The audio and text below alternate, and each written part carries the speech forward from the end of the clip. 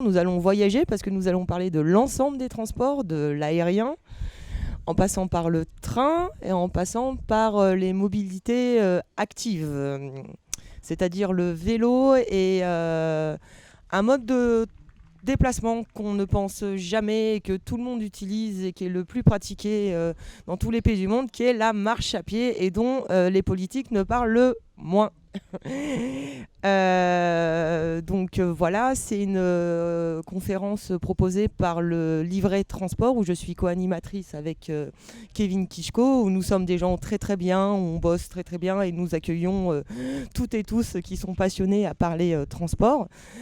Donc nous avons avec nous Leïla Chebbi qui est députée européenne et qui siège dans la commission mobilité c'est transport au Parlement européen.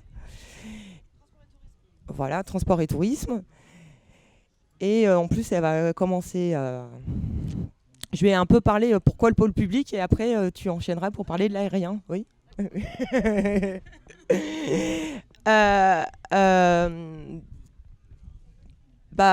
Pourquoi un pôle public hein, c'est une des trames de l'avenir en commun et de notre vision. Hein. Les transports doivent être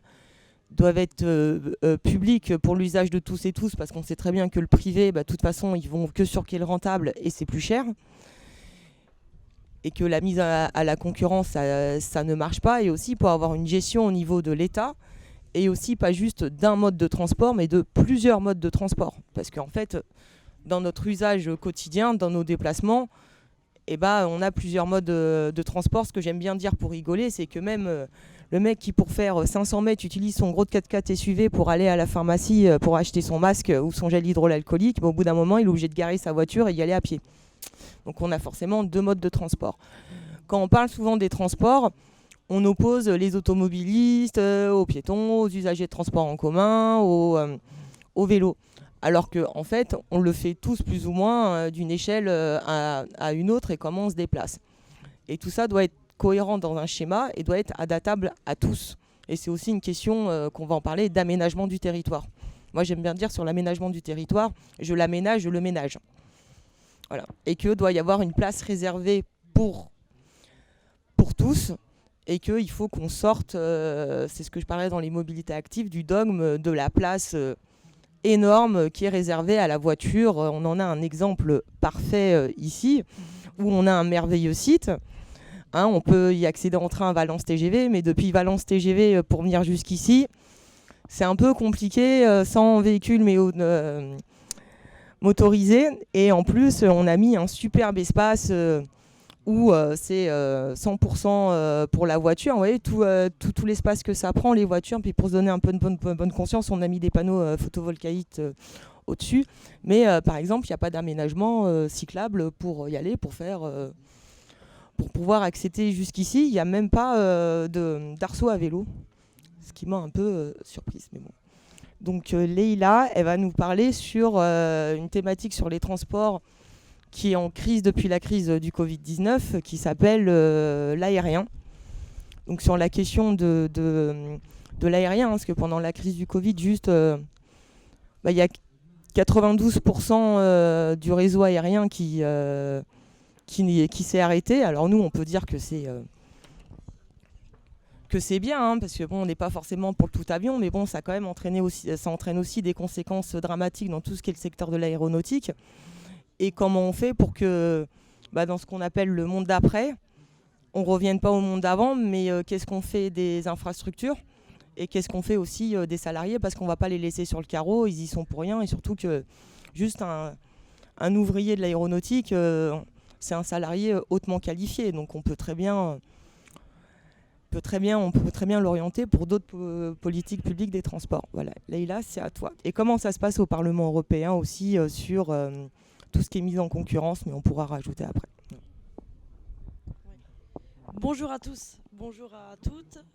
Merci Kevin, Émilie pour l'organisation de cet atelier. Je suis très mal assise et j'ai l'impression qu'à tout moment je vais tomber en arrière, mais c'est... Hein ?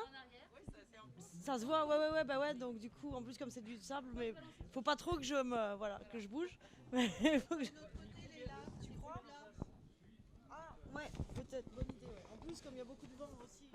risque de voir ma culotte à tout moment, c'est pratique. Non, mais non. Je vais, voilà. Ouais. Et vous, ça va? Ouais, ça va. Bon. C'est bizarre, ouais. Pourtant, toi aussi, t'es en jupe. T'es en robe. Ah, sur le devant de la chaîne. Voilà. Oui, donc comme tu le disais, Émilie, moi je suis au Parlement, donc au Parlement européen, élu il y a un an maintenant avec les 5 autres députés européens insoumis et insoumises. Alors je siège en commission transport et tourisme. C'est pas ma première commission, je suis suppléante dans cette commission. Sinon par ailleurs je suis titulaire en emploi affaires sociales. Et j'ai récupéré une place de titulaire dans une 3e commission parce qu'il y a des places qui se sont libérées après le Brexit quand les Anglais sont partis. Et donc comme on essaye d'être au maximum actif au sein du Parlement et d'être sur tous les fronts, je suis aussi en commission affaires constitutionnelles, donc là plus sur les questions de transparence et vis-à-vis des lobbies notamment. Ce genre de choses. Et donc là, bon, pour ce qui nous intéresse aujourd'hui, donc, je vais vous parler du secteur aérien. Comme tu le disais, Émilie, donc c'est bon, je vous apprends rien, hein, le secteur aérien, c'est le secteur qui a été le plus touché par la crise du Covid-19, par la pandémie. Comme tu le disais, début avril, il y avait une baisse de 90% du trafic. À la mi-juillet, 60%. Et là, je ne sais pas, il faudra regarder là, à la fin du mois ce qu'il en est pour le mois d'août. Mais en tout cas, tout le monde s'accorde pour dire qu'il n'y aura pas de retour à la normale au niveau du trafic aérien avant 3 ans. Et encore, c'est optimiste de dire 3 ans. Certains parlent plutôt de 10 ans. Alors en fait, il faut juste aussi revenir un petit peu en arrière. Il faut savoir que le secteur aérien, c'est un secteur qui a toujours été en croissance perpétuelle. Le trafic doublait tous les 14 ans. Et en fait, il faut mettre en parallèle cette croissance soutenue qu'on avait du secteur aérien jusqu'à la pandémie du Covid-19 avec le développement du tourisme. On n'entend pas? Oui, vraiment, je le rapproche comme ça? Ouais, ok. Oui, donc je disais secteur aérien qui avait toujours l'habitude d'être dans une croissance très très soutenue et qu'il faut mettre en parallèle avec le développement du tourisme et notamment, évidemment, le développement donc, des compagnies à bas coût, les compagnies low cost, Ryanair, EasyJet, qui il y a 20 ans n'existaient pas. Il y a 20 ans, on n'entendait pas parler des compagnies aériennes. Et puis aujourd'hui, donc pour vous prendre les chiffres de 2018, il y a eu, sur l'année 2018, 1,3 milliard de passagers dans les compagnies low cost. 1,3 milliard de passagers. Et alors, en préparant mon intervention, là, je suis tombée sur une intervention, une citation du patron de Ryanair, justement, qui s'appelle Michael O'Leary, et puis qui, on le sent, assez cynique. Et Michael O'Leary, il nous dit, je cite, « Mes affaires consistent à créer un marché pour envoyer les gens vers des destinations dont ils n'ont jamais entendu parler. » Et cette situation, en fait, avant la crise du Covid, on avait l'impression que serait perpétuelle, qu'elle allait continuer ad vitam aeternam. Je ne sais pas si vous voyez souvent, par exemple, c'est vrai que les compagnies low cost là, ont ouvert ces dernières années une destination à bas coût pour aller à Faro, au Portugal. Et avant, je sais pas, moi, j'avais pas entendu parler de Faro. Et là, il y a de plus en plus de gens qui vont à Faro parce que la compagnie Ryanair, tu avais entendu parler. Je connaissais. Pardon ?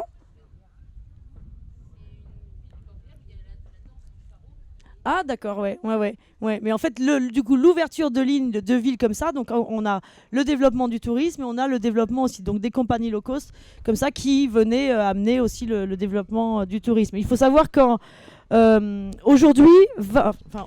donc juste avant la pandémie, 28% des voyages en avion avaient un motif professionnel ou scolaire.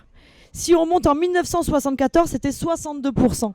Donc on voit là qu'est-ce qui a fait que la part elle est moindre des voyages d'ordre professionnel ou scolaire, c'est le développement du tourisme. Alors bien évidemment, ce qui est compliqué dans ce débat, enfin c'est pas le seul problème compliqué, c'est que il y a souvent le fait de dire oui, mais en fait le développement des compagnies low cost, ça a aussi permis à des gens de voyager et d'aller en vacances. Et je crois qu'il faut prendre garde dans notre discours. Enfin, l'idée, c'est pas de dire qu'il n'y a que maintenant les riches qui vont pouvoir voyager et que parce qu'on est pour évidemment le fait qu'il y ait des échanges culturels, que les gens découvrent d'autres endroits et que le tourisme ne se soit pas réservé à une minorité de riches, bien évidemment. Mais ce qu'il faut réfléchir, c'est, on le verra dans la deuxième partie, mais comment saisir l'opportunité de la chute du secteur aérien pour repenser une reconversion avec les impératifs écologiques qui maintenant s'imposent à nous.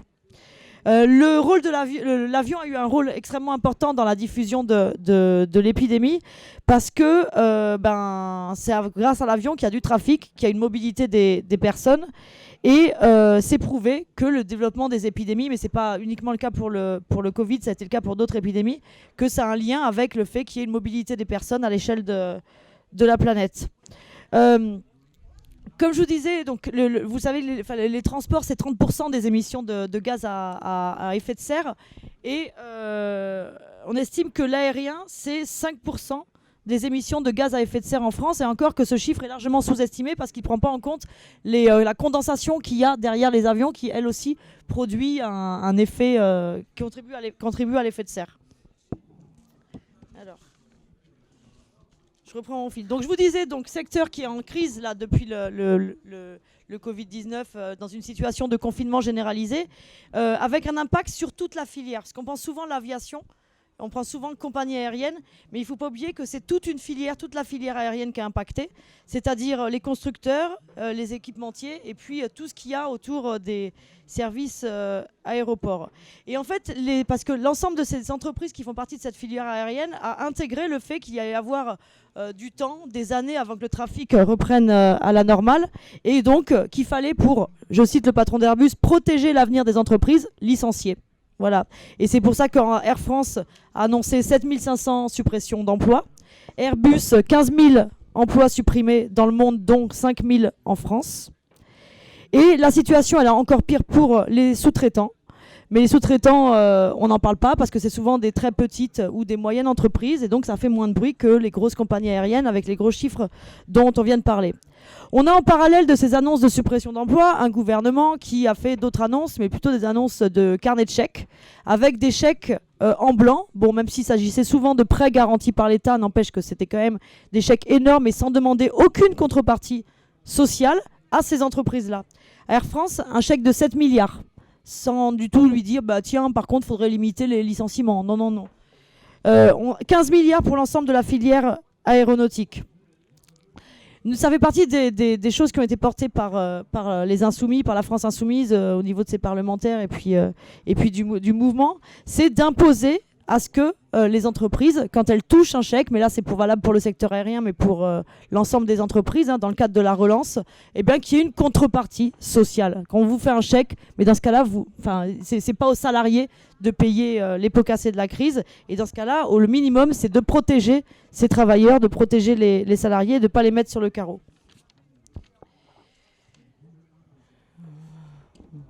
Donc comme, voilà... nous pensons, et c'était l'objet d'une tribune qu'on a publiée dans Libération, que le secteur aérien fait partie des secteurs qui, comme tu le disais Émilie, dans le monde d'après, doivent faire l'objet d'une remise à plat totale. On ne peut pas admettre que, comme c'est le cas en ce moment, le politique soit dans un rôle où l'État est spectateur et fasse des chèques comme ça sans demander de contrepartie.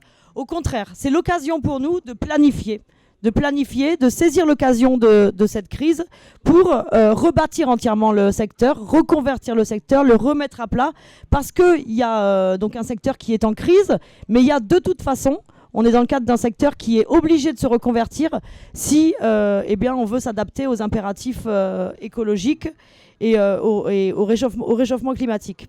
Vous avez certainement entendu parler des avions électriques. Eh bien, figurez-vous que les avions électriques, c'est une chimère en fait. Il n'y a pas ça ne pourra pas permettre de compenser les émissions de gaz à effet de serre qui sont produites par l'avion.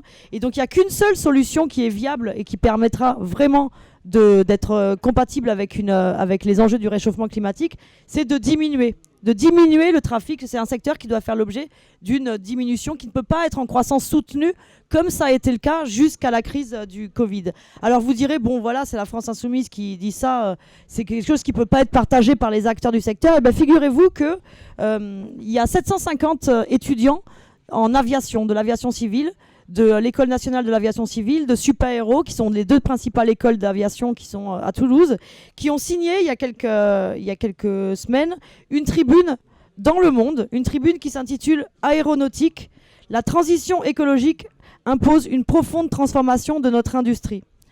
Et dans cette tribune, que je vous invite à aller lire donc dans Le Monde, ils plaident pour la reconversion industrielle de leur secteur et la réduction du trafic. Et ce sont les étudiants en aéronautique eux-mêmes donc qui disent l'avion électrique, ce n'est pas une solution viable, c'est pas ça, c'est pas en disant bah tiens, on va remplacer tous les avions par des avions électriques, comme d'ailleurs il y a quelques mois j'ai rencontré au Parlement européen Monsieur Djebari il est toujours d'ailleurs secrétaire au transport, ouais. Mais je sais plus s'il était encore. Et lui, alors là, il est à fond. En plus, il vient de l'aviation civile, lui. Avion électrique, avion électrique, avion électrique. Ça, c'est une chimère en fait. On peut pas croire, mais c'est valable sur d'autres secteurs, que la technologie, les évolutions technologiques vont nous permettre de faire face au réchauffement climatique. Non, il faut repenser nos modes de consommation. Il faut repenser nos modes de production. En fait, il faut remettre à plat tout ça.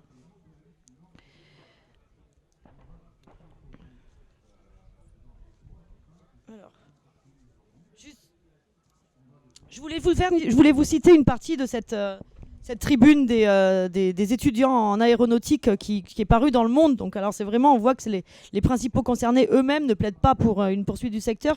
Donc ils disent là-dedans, ces étudiants, « Nous sommes convaincus que le ralentissement de cette industrie constitue une opportunité pour convertir une partie de notre savoir-faire et de nos chaînes de production vers les activités à même de porter la transition écologique, comme le ferroviaire ou l'efficacité énergétique. » Et je trouvais ça quand même assez fort que ça vienne de la part d'une école prestigieuse quand même comme ça de l'aviation. Donc ça, c'est la première chose. Pas sans rupture, il n'y a pas de rupture. C'est une chimère de croire qu'il va y avoir, grâce à la technologie, on va pouvoir faire face aux enjeux liés à la transition écologique. Ensuite, donc nous, ce qu'on a nommé, en fait, cette remise à plat dont je vous parlais, on l'appelle la planification du ciel, en fait. C'était d'ailleurs le titre de la tribune qu'on a publié, planifier le ciel. L'autre constat sur lequel elle repose, cette planification du ciel, c'est le fait qu'il faut que les salariés du secteur soit partie prenante de la transition. Il faut impliquer les salariés du secteur. Et donc c'est dans cette optique d'ailleurs que s'inscrit le pôle public des transports et de la mobilité et des mobilités dont parlait Émilie. Et au niveau de l'aérien, donc ça repose donc d'abord, si on part de ces deux principes, si on s'inscrit dans le cadre de la création d'un pôle public des transports et de la mobilité, il s'agit d'abord nationaliser les compagnies aériennes françaises. Les compagnies aériennes françaises, c'est lesquelles ? C'est Air France, c'est Hop, c'est Transavia, Air Caraïbes, Corsair, Air Tahiti Nuit. On les nationalise, on les regroupe dans un grand pôle public. Et pareil pour les aéroports. Donc on va à l'inverse de la logique actuelle qui est de privatiser les aéroports, de les vendre comme ça a été le cas de l'aéroport de Toulouse-Blagnac aux Chinois, qui les Chinois le revendent 2 ans plus tard après avoir fait de bons bénéfices. On réintègre dans ce pôle public l'ensemble des sous-traitants qui constituent un nombre important du secteur, donc les bagagistes, les personnels de ménage, de réservation. On les réintègre au groupe public. Et ensuite, élément important, comme je vous le disais, c'est de permettre aux salariés, aux organisations syndicales, aux associations citoyennes de prendre part à la reconversion du secteur avec une participation la plus large possible. Et pour ça, en fait, je pense qu'il y a un exemple assez intéressant qui se passe en ce moment, notamment qui est mené par Manuel Bompard. Il travaille beaucoup là-dessus à Toulouse. Vous savez que Toulouse a consacré une part importante de son territoire au secteur aérien, avec l'aéroport de Toulouse-Blagnac et puis tout ce qui va autour avec de la construction Airbus, la construction d'avions, et donc se retrouve face à une grosse difficulté. Il y a un travail qui est mené actuellement où, avec les organisations syndicales, les représentants des salariés, les principaux concernés, de réfléchir à comment on fait la bifurcation écologique, comment à la fois ce ne sont pas les salariés, les travailleurs qui payent les pots cassés, qui payent la crise qu'on vit actuellement, qui se retrouvent sur le carreau du fait de la pandémie, et comment ils sont impliqués dans une réflexion sur la reconversion du secteur.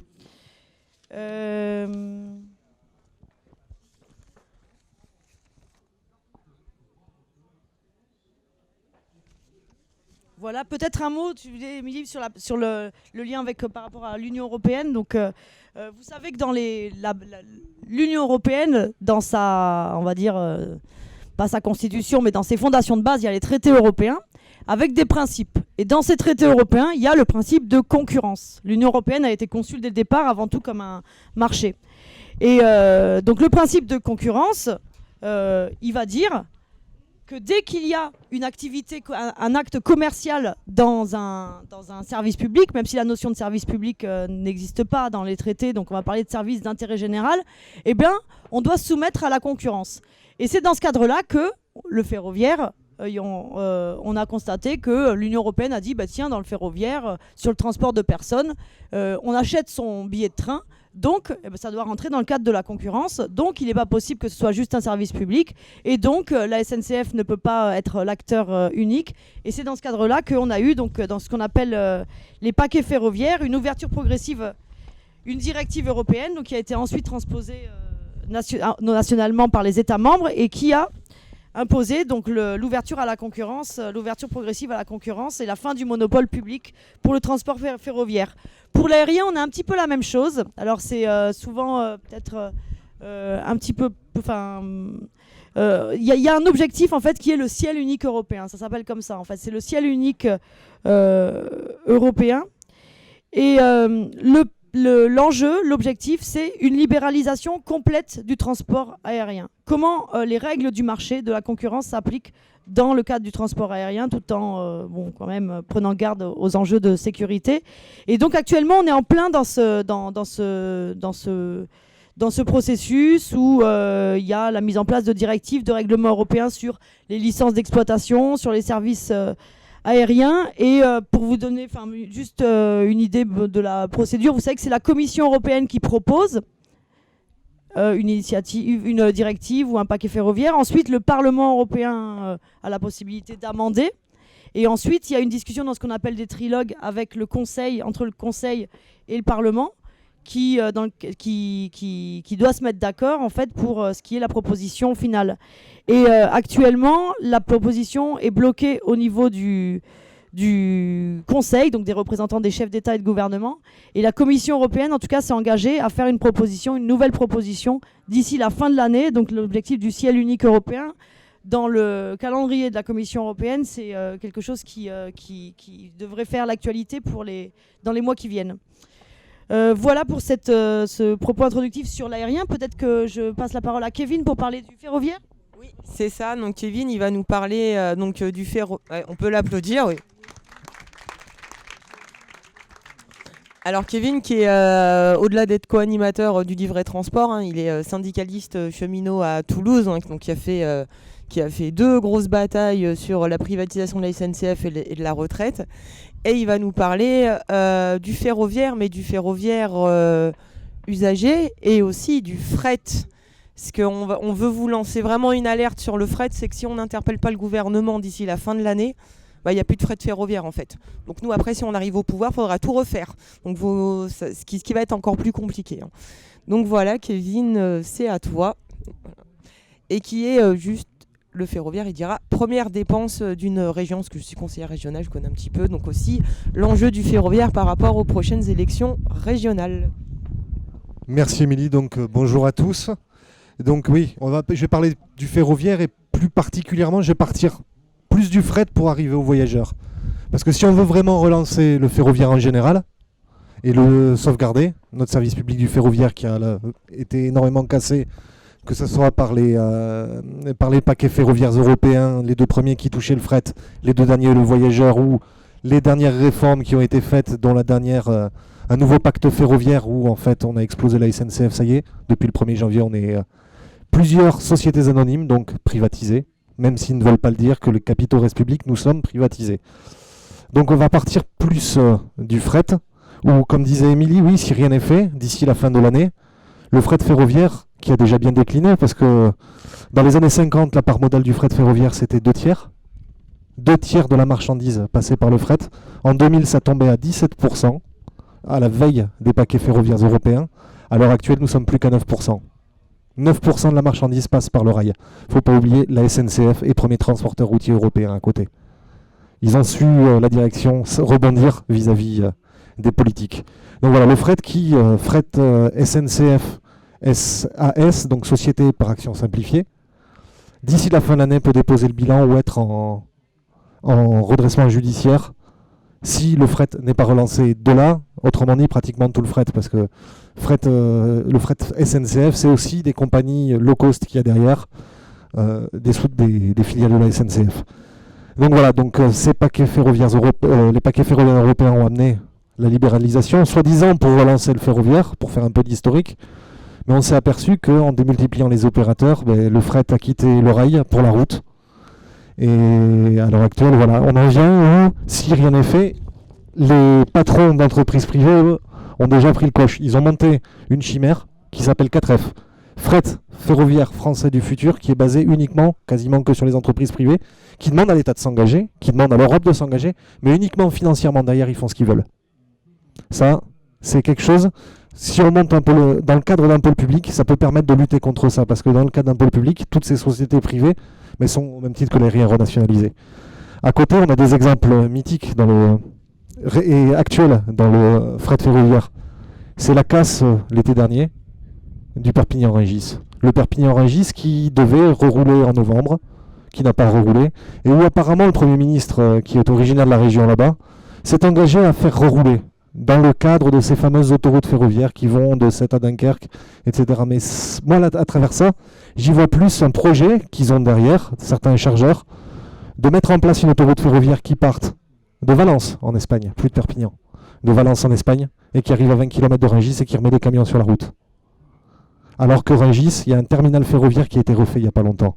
C'est toutes ces aberrations de politique qui ont été menées qui sont en train de détruire ce fret ferroviaire et de l'achever. Sachant que 4F a comme objectif de doubler la part modale du ferroviaire d'ici 2030. Donc ça ferait que 18%, donc un retour au niveau de 2000. Personnellement, je trouve que c'est pas suffisant. Il faut vraiment remettre au cœur des transports de notre pays le fret ferroviaire, à la fois parce que la route doit être pour le dernier kilomètre, là où le ferroviaire n'existe pas, mais aussi pour tous ces camions qui traversent notre pays. Parce que tous ces camions, la marchandise, si elle passe sur le rail, on désengorge énormément de routes. À côté, on y gagne pour le climat, on y gagne au niveau de la transition écologique et au niveau de la planification des transports.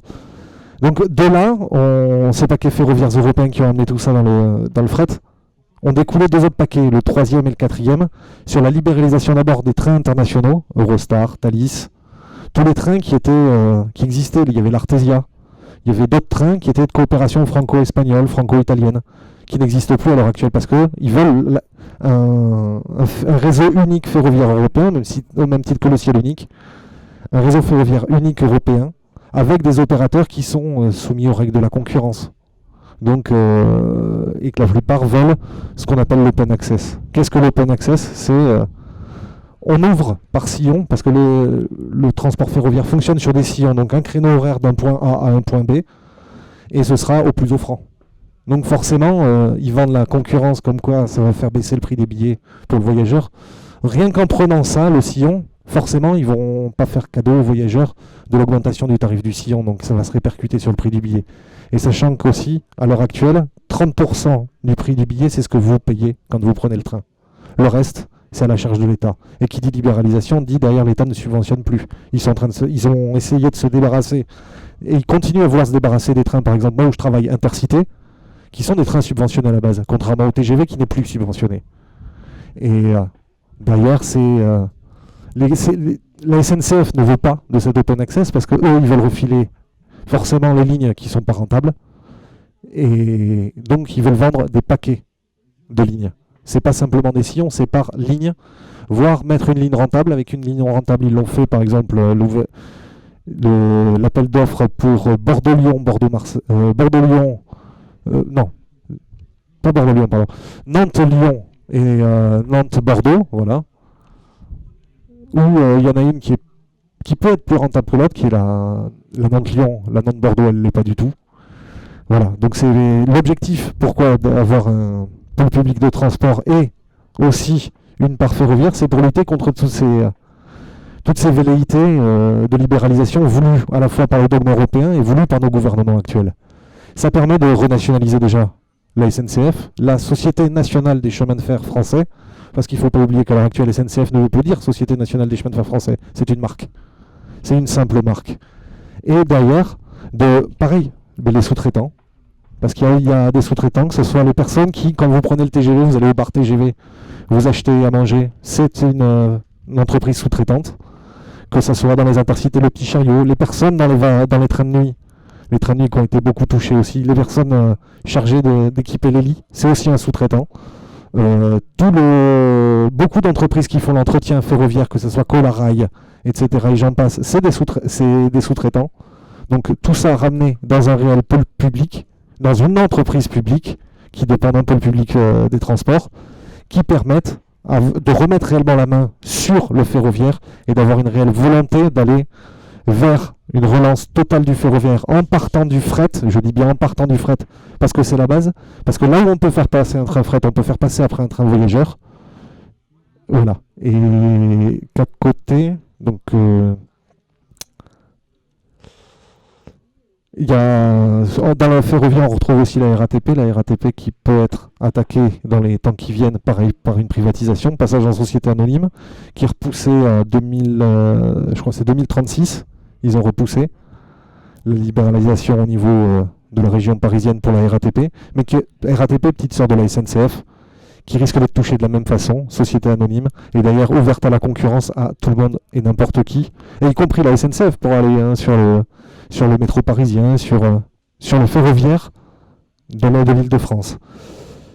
Et qu'à côté, voilà, j'ai à peu près fait le tour, et ça permet aussi, oui, le pôle public peut permettre de répondre à une chose, parce que Leïla parlait d'aide, qui ont été les fameux 15 milliards pour l'aérien.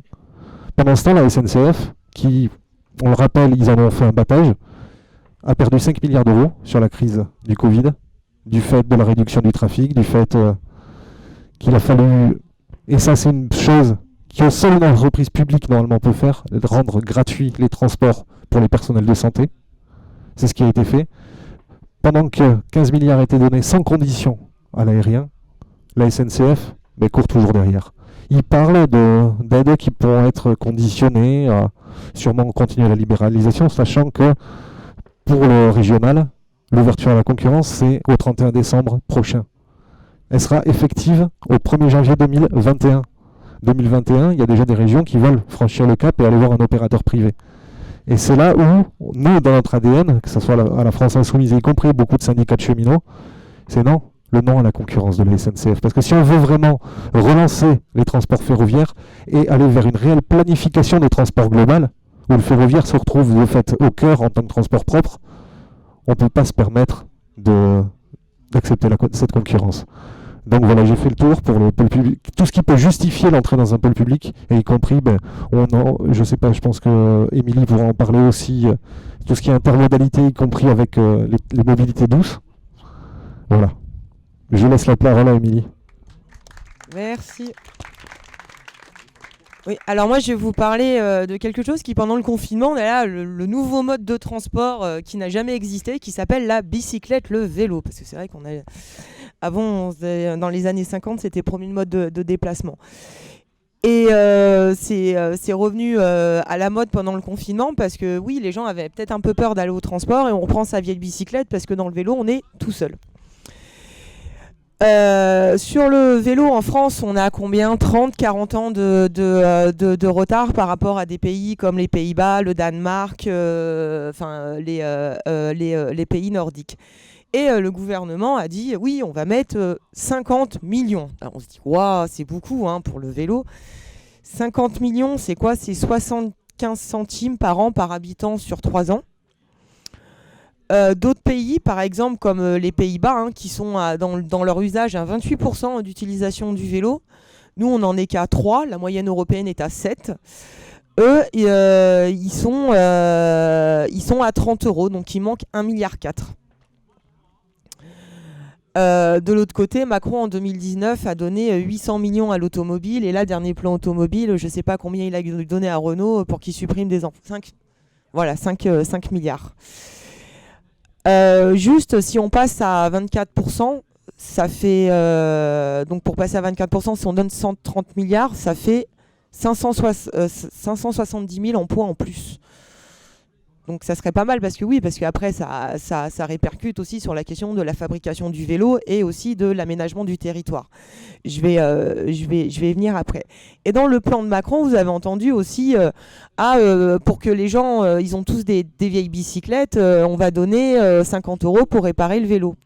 Seulement, ils ont mis un tel dispositif que les seuls qui pouvaient, où on pouvait aller pour y aller, ça s'appelle Décathlon. Parce que moi, j'avais mon vélo, il était un peu abîmé, faut dire que je l'utilise tous les jours. J'ai voulu aller dans mon café vélo associatif.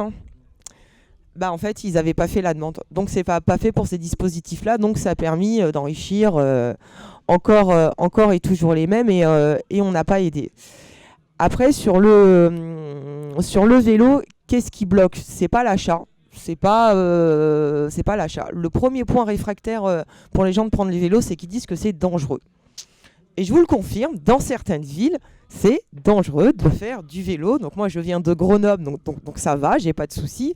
Mais quand je devais monter à Paris, aller au siège de la France Insoumise, parce que maintenant, dans les TGV, on peut mettre son vélo pliant. Donc j'ai pris mon vélo pliant.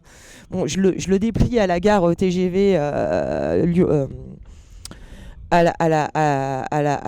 la gare de Lyon. Bon, déjà, tout le monde me regarde bizarrement à déplier le vélo et tout ça. J'arrive et je découvre le vélo à Paris. Ah c'est comique, il y a même des gens de la France Insoumise qui m'ont dit d'arrêter parce qu'ils ont envie que je reste en vie, mais bon, je continue quand même. Et en fait, la question, c'est qu'il n'y a pas de place pour le vélo, il n'y a pas d'aménagement, il n'y a pas de pistes cyclables. Et même les pistes cyclables qui ont été faites à Paris, pour ceux qui habitent à Paris, on ne peut pas doubler, où il y a des bornes, tout ça, où on est derrière le bus. Alors que non, en fait. Moi, je suis désolée, les bagnoles, un automobiliste ou un piéton, ils ont le droit à un trottoir, un cycliste a le droit à une piste cyclable. Voilà.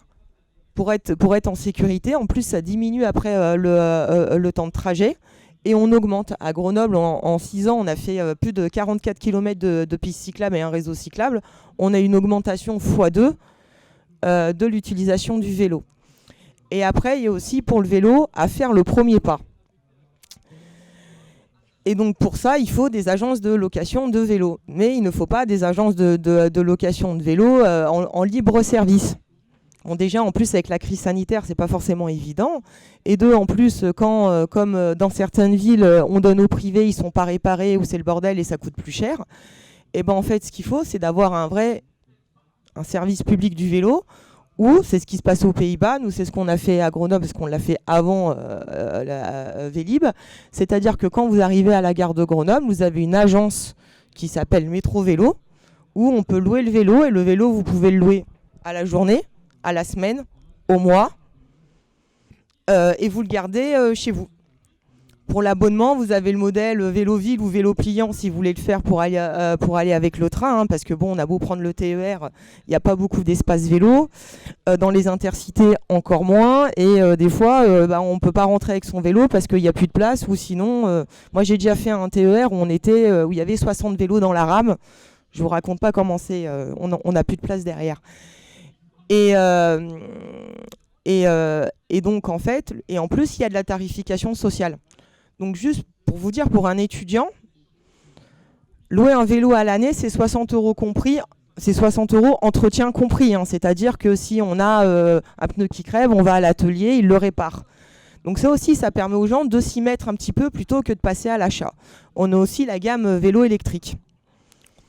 Parce que quand c'est pour 5 km, c'est bien. Quand il y a un peu de montée et que c'est long et que aussi on a des personnes qui sont cardiaques, c'est pas forcément évident. Donc oui, le vélo électrique. Alors on va me dire la question de la batterie, oui, sauf que quand même ça pollue moins qu'une voiture à un moment donné. Et par exemple, un truc que pourrait faire le gouvernement dans les transitions, d'ailleurs ça a été proposé au Sénat, mais ça a été refusé, c'est que on parle de la prime à la casse pour acheter des nouvelles voitures moins polluantes.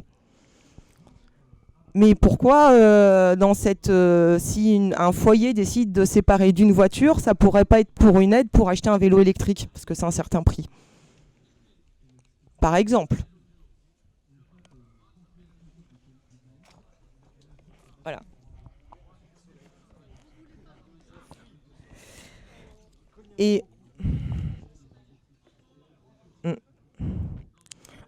Et en plus, je vous reparle sur... Oui, parce que juste pour qu'on se dise les choses, hein. Selon la dernière étude française sur les déplacements, 65% des déplacements du quotidien se font sur moins de 5 km. C'est-à-dire que c'est en gros aller chercher son pain. Bon, c'est vrai que dans des endroits c'est de plus en plus compliqué parce qu'on a tout enlevé, quoi. Mais les courses quotidiennes, le gamin, aller chercher le gamin à l'école et tout ça. On y va plus vite à pied ou à vélo qu'à prendre sa voiture, à la garer. Puis en plus, qui dit plein de voitures, dit prendre de l'espace pour garer sa voiture.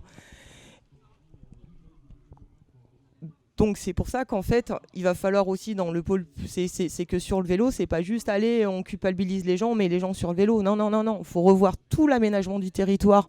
Parce que l'aménagement du territoire, les villes qui ont été construites, ça date de Monsieur Pompidou, où ça a tout été fait au niveau du tout voiture, hein. Vous reprenez, là pendant le confinement, ils avaient remis des archives de l'INA, vous revoyez Pompidou dans une ville, il a dit oui, l'axe important de la ville, c'est la voiture. Bon, il est temps d'en changer et de dire non, que chacun et chacune doit avoir sa place et que c'est pas la voiture. Et que aussi la question est dans le vélo et dans les autres, Kevin il en parle un petit peu, de l'intermodalité. C'est-à-dire que faut les espaces. Le vélo, il peut être pris pour être mis dans les transports, alors pas partout. Par exemple, pour la région parisienne, bon, le métro avec le vélo, c'est pas possible parce qu'entre tous les escaliers, il pas. Mais par exemple, ce qu'ils ont fait aux Pays-Bas, c'est qu'ils ont une agence sur l'ensemble de la région. Et donc, du coup, le vélo, pour aller à la gare, de chez soi pour aller à la gare, on l'arrête. Et après, on va dans une agence qui en a à toute la sortie des gares avec le même abonnement et on reprend. Et on peut choisir entre vélo électrique ou vélo normal suivant la distance. Parce que souvent aussi, dans le problème des transports, c'est que tout le monde n'habite pas à côté d'une gare ou d'un arrêt de bus. Donc comment limiter par rapport à ça ? Et qu'est-ce que j'ai tout dit ? Et sur le fait que je vous interpelle sur le fait que sur les aménagements, en fait, ils ont été ciblés parce qu'il y a eu la dernière enquête, c'est sur la contribution qu'on a fait au niveau du site de la France Insoumise, mais je vous le cite. Il y a le baromètre Parlons Vélo, c'est une association de cyclistes, hein, qui a fait un appel pour demander les points noirs au niveau du vélo et où il faudrait aménager ou en faire pour pas que ça soit un danger quand on ait sa bicyclette et aussi pour qu'on puisse respirer tranquillement parce que non, une piste cyclable, c'est pas derrière les bus, quoi. On n'est pas obligé de respirer les pots d'échappement en faisant du vélo. Et en fait, il y a une réponse de 184 000 personnes où vous avez tous les points situés. Donc vous pouvez y aller, vous pouvez vous créer en collectif, ça marche bien ça, puis vous pouvez aller interpeller votre maire ou votre président de communauté d'agglomération pour aller demander d'avoir votre piste cyclable sécurisée ou refaire le truc pour que ça soit praticable, accessible pour toutes et tous. Voilà un petit peu, j'ai fini. Et on va pouvoir passer aux questions s'il y en a quand non. Ça. Donc ce qu'on va faire... il va pas passer. Donc en fait, vous allez venir. Ah.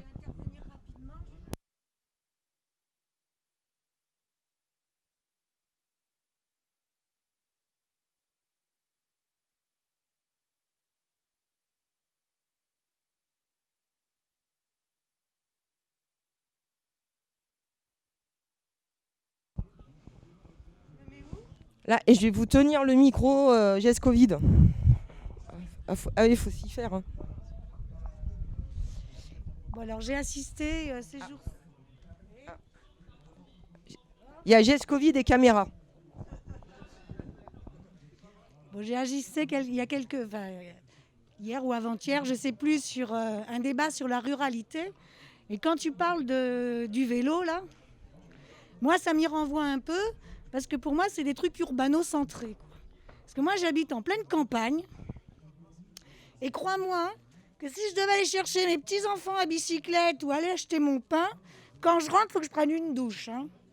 Parce que 5 km dans les coteaux par temps de canicule comme ça, ou l'hiver quand ça caille et que c'est gelé, c'est pas tellement envisageable. Donc on se retrouve en fin de compte, c'est très bien hein, ce que vous dites en milieu urbain, mais nous en milieu rural, c'est quand même vachement plus difficile. L'âge aidant, tu vois, en plus, je suis vachement moins agile sur ma bicyclette qu'à une époque. Voilà, c'était une petite réflexion. Merci, je répondrai. Là, et...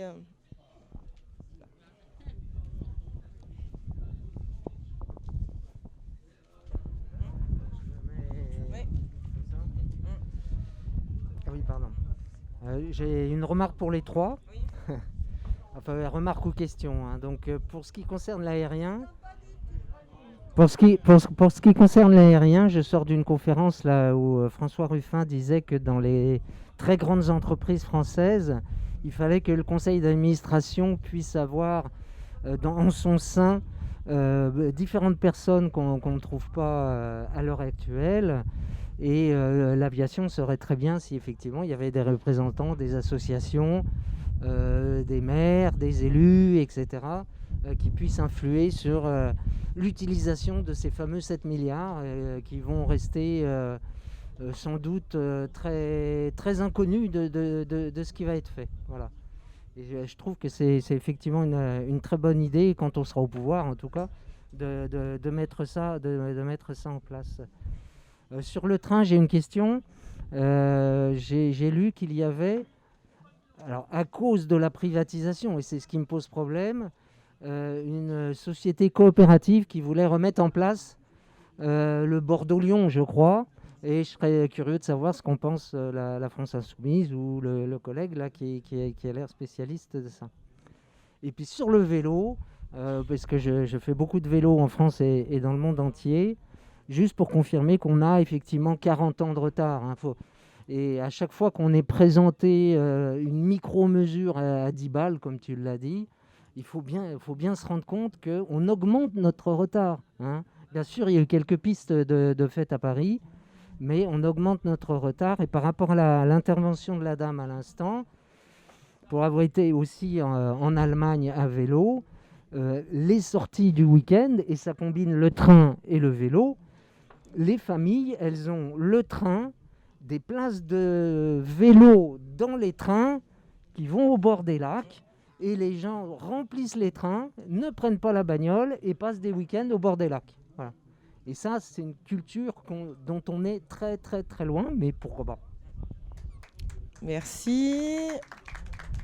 Oui, juste sur la coopérative, c'est en discussion et en réflexion au sein du livret transport. Mais on en touchera un mot. Mais s'il y en a qui veulent débattre, intégrer le livret, il n'y a pas de souci. Il y avait tac. Oui. Allez, c'était dans l'angle mort, on dit en voiture. Oui, bonjour à tous. Je voulais répondre à madame au sujet du transport en voiture. Je pense que l'idée aujourd'hui du transport en voiture, c'est surtout en fait d'arriver à une efficience énergétique par rapport au transport en voiture, parce que ça avant tout une question d'énergie. C'est-à-dire qu'aujourd'hui, sur 80% des trajets qui sont faits en voiture, c'est des trajets de moins de 5 km. Ce qui veut dire que ce sont des trajets qui sont pour la plupart remplaçables par un autre mode de transport. Aujourd'hui, la question elle est aussi sur l'efficience du mode de transport. C'est-à-dire que la voiture, c'est un mode de transport qui est en moyenne occupé par 1,2 personnes. Ce qui veut dire qu'on utilise des véhicules d'une tonne pour transporter 1,2 personnes, donc moins de 100 kilos. En termes d'efficience, ça ne peut pas avoir ce rapport d'efficience qui est par rapport au vélo. C'est en ça que le vélo est un mode de transport, on va dire, individuel et qui est d'intérêt collectif. Et les solutions individuelles d'intérêt collectif sont quand même assez rares et c'est quelque chose qui me semble quand même, pour le coup, super intéressant. Et sur la question de la campagne, de l'opposition campagne urbain, alors moi, pour travailler au département, les projets de pistes cyclables et de mobilité douce dans les territoires ruraux, c'est un vrai sujet. C'est un des sujets qui est le plus demandé depuis 2 ans, clairement. Et en fait, il n'y a pas de dichotomie entre la ville et la campagne. Les reliefs, vous allez les retrouver en ville, etc. Alors, les urbains... Non. Et on ne va pas rentrer dans... Non, mais je veux juste expliquer, c'est que en fait, en ville, clairement... Que ça soit à pied ou en vélo, les gens ont tendance à faire de plus longues distances parce que les distances paraissent moins longues en ville qu'en campagne, et c'est vrai. Et c'est plus facile et ça paraît plus abordable de faire 5 km en vélo en ville qu'en campagne. Ça, c'est un truc qu'on retrouve, c'est comme ça. Cependant, en termes de relief, etc., bah, en ville, vous trouvez des coteaux, vous trouvez du relief, etc. Enfin, ça va pas, voilà. Vous allez avoir une impression que c'est plus long, mais ça va pas changer en termes de parcours, enfin, énormément de choses. Mais c'est juste pour dire que voilà, par rapport à la voiture, on a quand même une fenêtre de tir. Non mais voilà, mais c'était juste des données, hein, c'est pas du tout contre vous, hein, voilà. Mais c'était juste pour exposer cette question-là par rapport au transport individuel qui est, voilà, le vélo aujourd'hui c'est une solution hyper intéressante et on n'a pas vraiment trouvé mieux depuis un siècle, quoi. Après on a les nouvelles mobilités comme les trottinettes électriques, les vélos électriques. Et d'ailleurs la solution du vélo électrique est hyper intéressante aussi finalement parce que sur les questions physiquement aujourd'hui tout le monde ne peut pas non plus effectivement faire du vélo, il y a les pentes, etc. Et c'est vrai que le vélo électrique il répond vachement bien. Sinon j'avais une question pour monsieur par rapport à la régionalisation et la reprise des trains d'équilibre par les régions. Aujourd'hui chez vous à la SNCF, qu'est-ce que ça induit par rapport à avant, puisque vous travaillez sur les lignes intercités, puisque en 2017, donc, il y a eu la réforme des trains d'équilibre du territoire qui étaient auparavant financés par l'État, qui ont tous été repris par les régions. Enfin, à part la ligne Paris-Clermont, la ligne Paris-Limoges-Toulouse et 2-3 lignes de nuit, Bordeaux-Marseille, oui, puis Paris-Belfort, et bon, voilà, il y en a quelques-unes qui sont... Voilà, mais la majorité ont été reprises par les régions. Donc aujourd'hui, qu'est-ce que ça occasionne sur cette politique de régionalisation du transport? Comment se situe un peu la France Insoumise par rapport à ça? Est-ce que vous êtes plutôt sur une vraie politique étatique ou est-ce que au niveau des régions qui ont aujourd'hui la compétence, en termes d'élus régionaux, vous avez finalement une compétence là-dessus, mais est-ce que c'est finalement quelque chose que vous souhaitez continuer si finalement on prenait le pouvoir au niveau national, ou est-ce que c'est quelque chose que vous souhaiterez complètement renationaliser comme ce fut à l'époque? Voilà, c'est une question. Ok.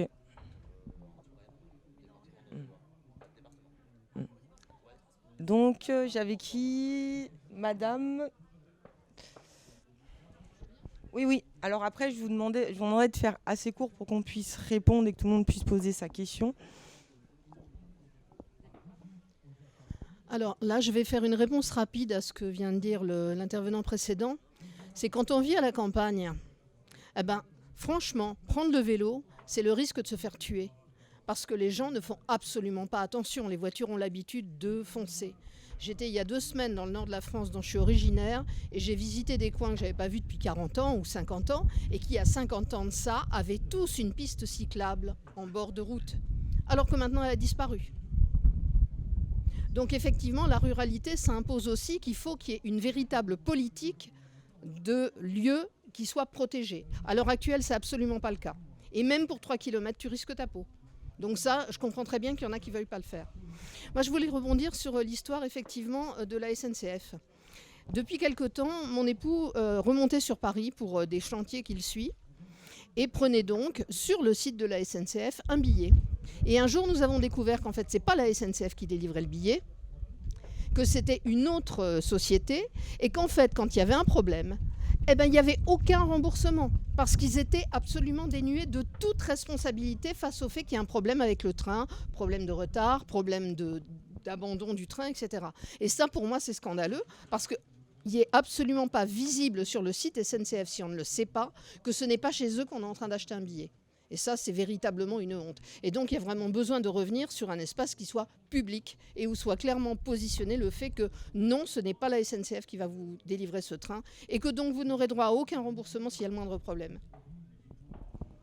D'accord, merci. Donc, il y avait là, ok. T'avais une question? Non, c'est pas moi qui... Oui.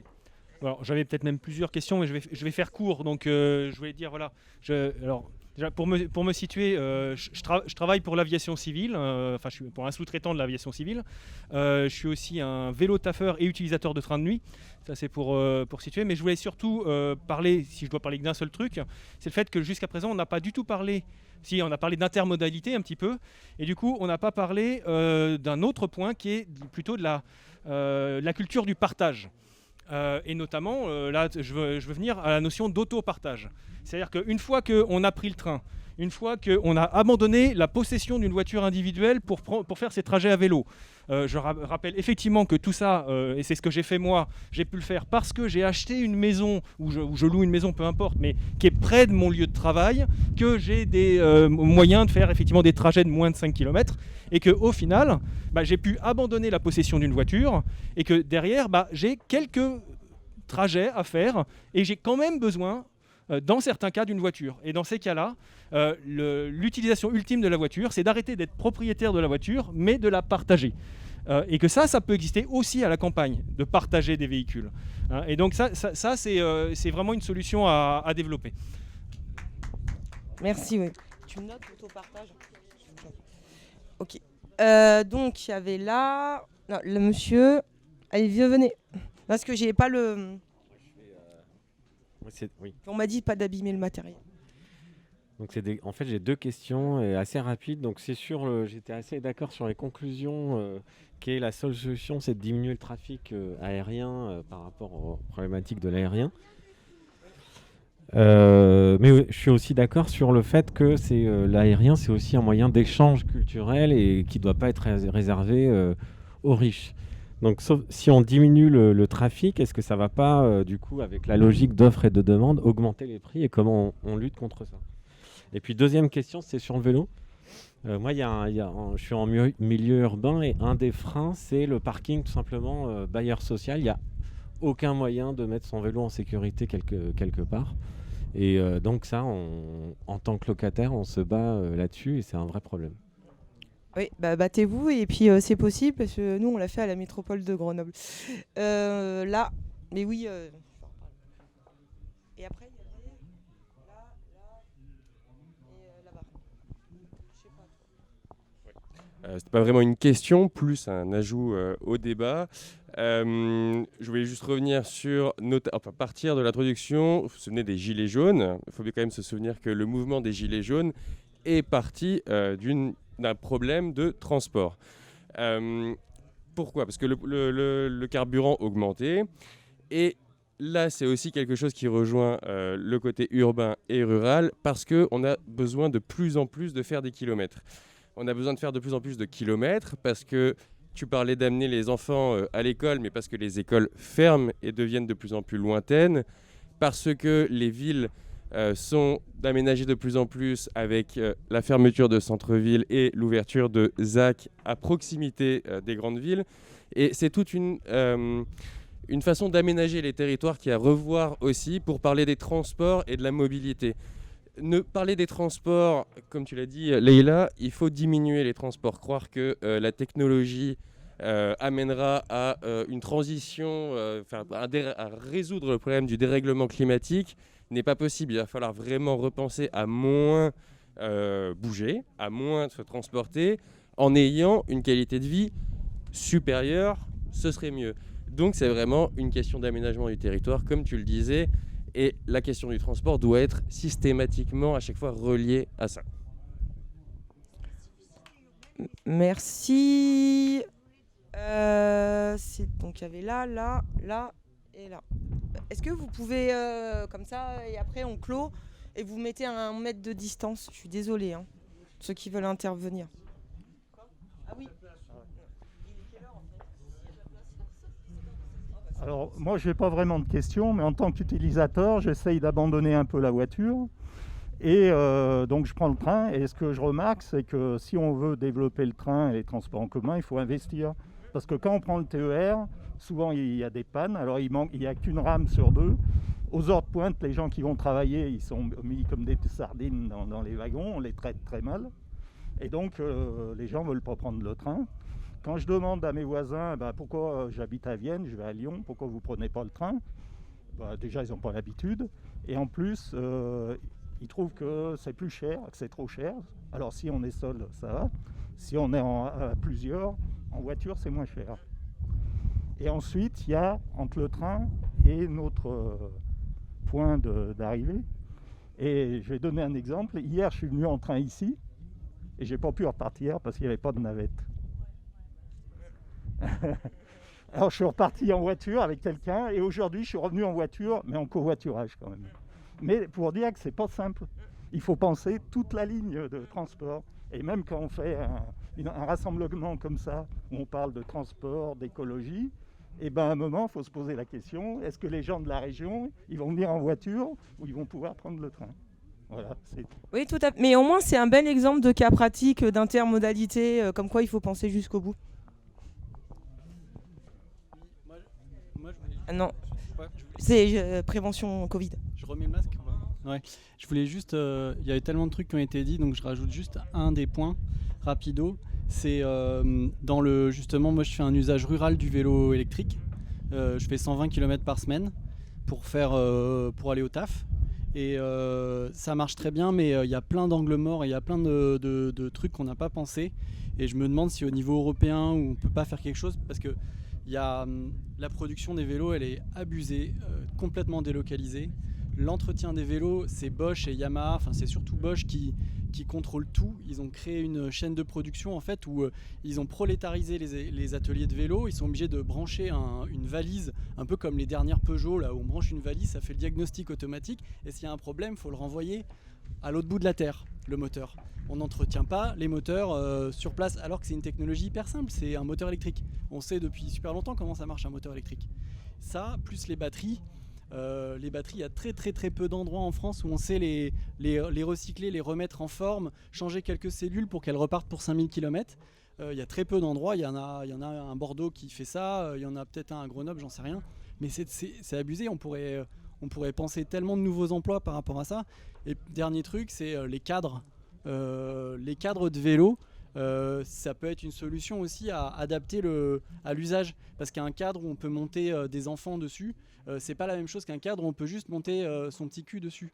Et du coup, ça résout plein de problèmes si on a des cadres différents. Sauf que tous ces cadres, ils sont standardisés et pareil, ils sont tous fabriqués en Chine. Donc quand le gouvernement fait une subvention de 200 € pour acheter un vélo électrique, ça fait que les gens en fait achètent un joujou qui vont servir pour les vacances, c'est super bien. Mais je me demande quelle est la marge de l'usage de cette prime pour remplacer une voiture, qui est normalement c'est le but quoi. Et donc voilà, il y a tous ces impensés là qui pourraient être carrément planifiés pour créer un max d'emplois en fait. Oui, bah c'est les chiffres que j'ai dit selon l'ADEME, et la prime en fait pour l'achat du vélo électrique, ça a été refusé. C'est un sénateur de gauche qui l'a proposé, donc ils n'ont pas accepté. Là, on peut c'est juste pour donner une information sur la SNCF. Est-ce que vous savez, c'est un peu trivial, lorsqu'on va aux toilettes dans une gare, les toilettes sont devenues une société commerciale. C'est-à-dire qu'on achète quoi là-dedans, dans cette société commerciale? C'est simplement pour que la SNCF ait les moyens d'avoir des soutiens, et fiscalement, ils y gagnent énormément. Ça devrait être attaquable, parce que c'est totalement illégal. Ça permet aux gens qui travaillent là, parce que j'ai discuté avec la femme qui s'occupait de ça, qui s'occupait de façon très intelligente d'un tas de choses au sein même de la gare. Elle a été gardée avec un salaire qui diminue.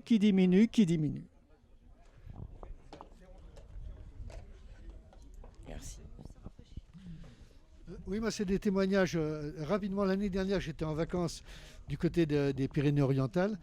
Et en allant à Serret, j'ai vu les wagons de transroutage, là, comme ça, alignés, inutiles. C'est désespérant. J'habite à Thonon, à côté d'Évian. Dans les années 2000, on s'est battu, au début des années 2000, on s'est battu contre le transfert du transport des bouteilles d'Évian sur la route, alors que 80% du transport était effectué par le train.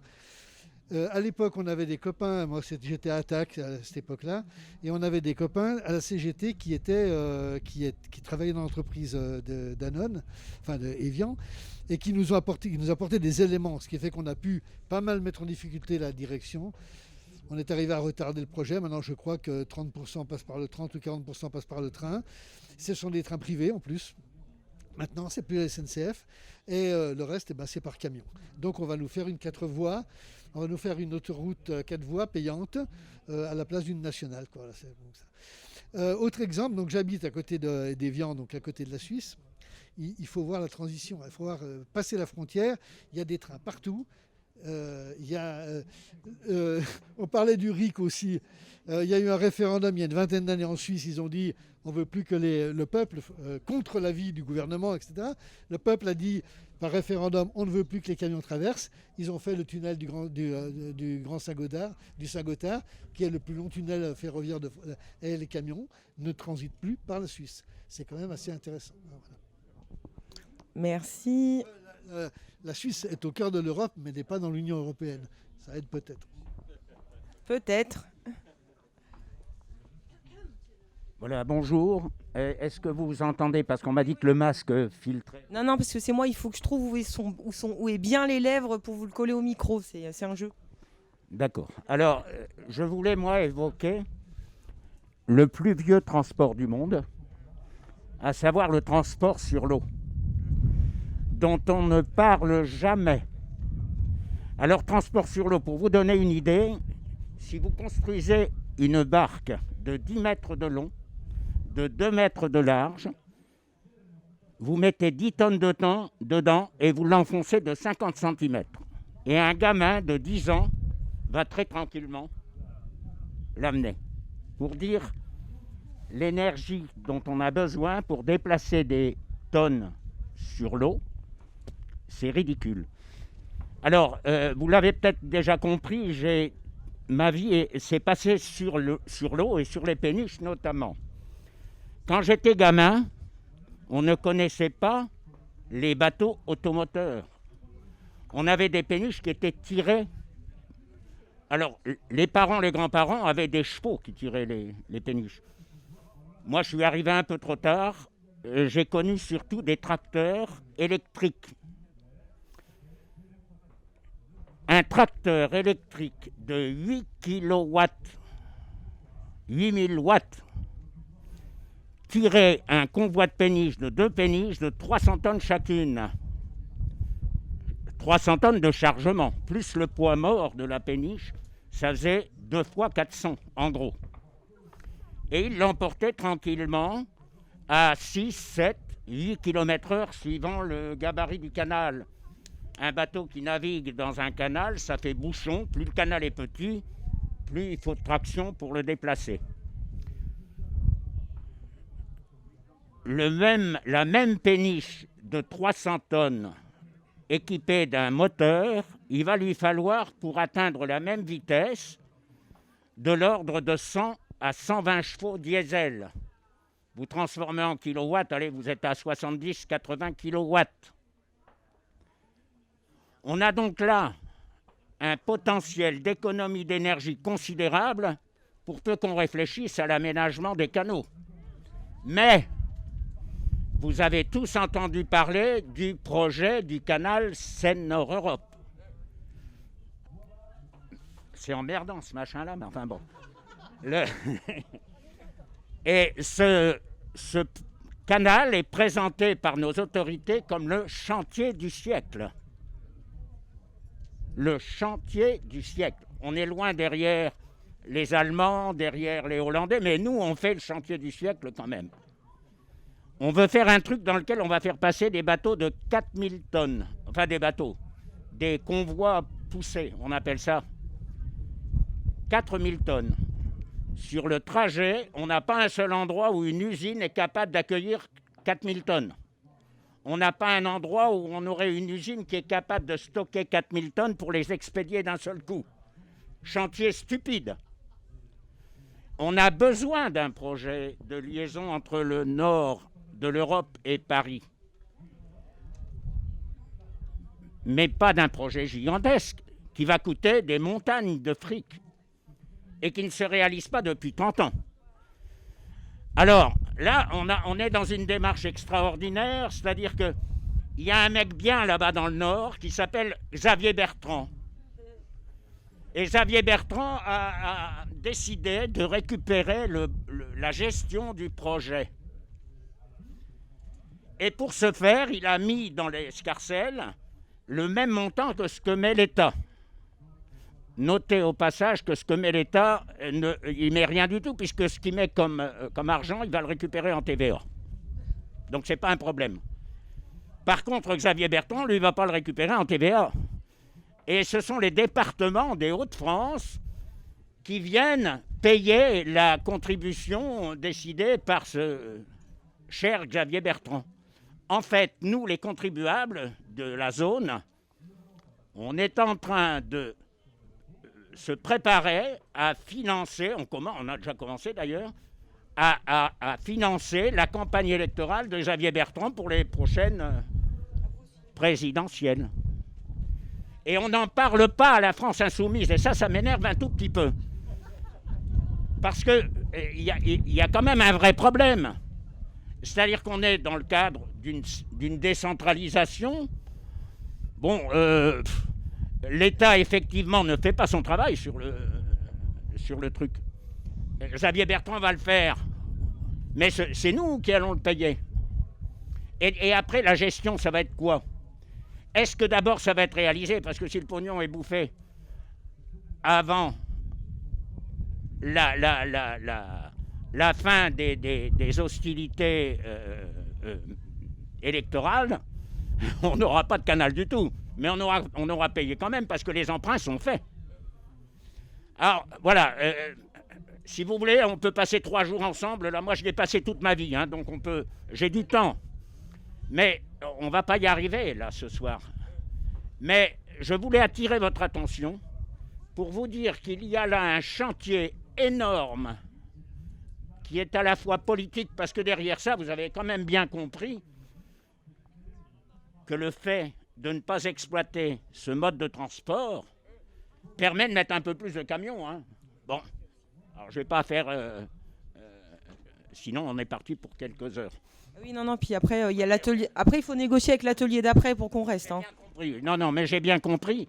Mais je veux attirer votre attention parce qu'il y a là un chantier à la fois politique, un chantier sur les problèmes d'économie, d'énergie, et donc sur la pollution. Ajoutons à cela que le déplacement des personnes dans les zones urbaines peuvent très souvent s'étudier en utilisant des moyens de transport qui flottent. Alors, on peut en discuter aussi si vous m'apercevez, vous me posez des questions, si vous trouvez que je vous raconte des conneries. Mais on a plein de solutions. Et chose curieuse, alors je voulais le dire quand même parce que c'est important, dans la dernière campagne des présidentielles, on m'avait demandé de faire une conférence sur le transport. Bon, j'ai fait la bêtise de dire oui, donc après il a fallu que je bosse pour présenter quelque chose de cohérent. Et je me suis aperçu, comme jamais ça ne m'était sauté aux yeux, que dans un timing absolument génial, on fermait les voies secondaires ferroviaires et on fermait les petites voies d'eau. Quand vous regardez les dates, vous vous dites, mais c'est pas possible. Le grand patron du ferroviaire téléphone le matin à son pote, grand patron du fluvial, pour lui dire, attends, aujourd'hui tu fermes combien de voies? Ah ben j'en ferme 2. Oh merde, moi j'en ai prévu qu'une, ben j'en rajoute une. C'est exactement l'effet que ça fait.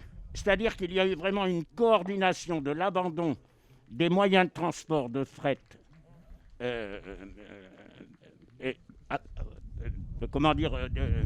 autre que le routier, et systématiquement, ben allez, ça part sur le routier, ça part sur le routier, ça part sur le routier.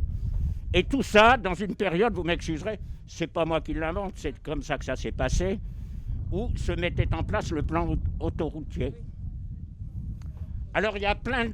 Enfin, je ne comprends pas que l'on ne travaille pas davantage à la pertinence d'utiliser le fluvial. Et moi, je voudrais me retourner vers le camarade, là, sur le livret transport. J'ai eu l'outrecuidance de présenter un certain nombre de choses dans le livret de transport.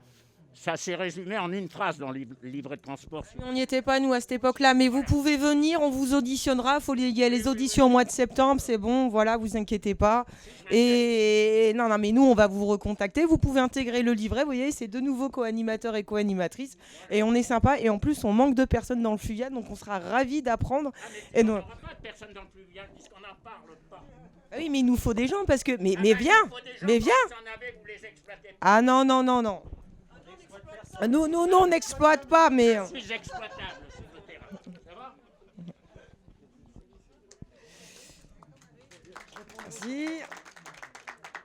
Merci. Non, c'est bon, on va passer. Il n'y a plus personne. Ouais, on va passer aux réponses. On va laisser Leïla commencer, puis nous, on regarde après. Ouais, tu commences. Comme ça, tu choisis à quoi répondre et nous. Ok. Non, mais je vais répondre à l'intervention qui concernait l'aérien. Alors, c'était quoi ? Oui, c'était toi. Ouais. Monsieur Fluvial. Ouais. Bon, là ça va. Oui, donc non, mais c'est une vraie question en fait, mais moi j'ai l'impression donc juste pour rappeler donc le fait de dire bon bah oui, donc on est d'accord que sur l'aérien, il faut, si on veut prendre en compte les enjeux de la transition écologique, on peut pas faire confiance aux évolutions technologiques, ça ne permettra pas de faire face au réchauffement climatique, et donc il faut réduire le trafic, et donc le problème c'est comment c'est pas encore une fois les plus pauvres qui en pâtissent, comment on n'est pas encore dans un dispositif où on va prendre au portefeuille pour limiter le trafic pour des raisons écologiques. Et en fait on se souvient bien d'ailleurs, le mouvement des Gilets jaunes a été évoqué, mais il est parti de là où une partie de la population qui va se sentir culpabilisée parce qu'elle utilise la voiture, parce qu'elle n'a pas d'autre choix que d'utiliser sa voiture pour aller bosser, et du coup on lui dit bah tiens, il va y avoir une taxe carbone, on va te taxer parce que c'est mal d'utiliser la voiture, comme si en fait l'écologie n'était pas compatible avec la justice sociale. Et je crois qu'il faut faire très très très attention sur l'aérien sur ce point-là. Et donc il y aurait la possibilité, en plus il faut savoir que le low cost c'est aussi des vols qui sont pas chers souvent, mais en fait quand vous payez 30 € votre aller-retour Paris-Barcelone, en fait c'est pas le prix réel de l'avion, mais en même temps d'un autre côté effectivement ça permet à des gens de voyager, alors qu'ils l'auraient peut-être pas fait, ils se seraient peut-être pas rendus à l'autre bout de l'Europe, à l'autre extrémité de l'Europe, voire plus loin, s'il n'y avait pas ces low cost là. C'est pour ça que dans les propositions, donc il faut faire attention. Notre proposition, ça peut pas être juste on augmente le prix du billet pour limiter le trafic. Parce que là, qu'est-ce qui va se passer ? C'est aussi la même chose que quand la ville de Londres dit on interdit les voitures, on veut limiter le trafic de voitures, donc on met en place un passeport à l'entrée des voitures. Donc c'est encore les plus riches uniquement qui peuvent aller en vacances, qui peuvent se déplacer, qui peuvent bouger.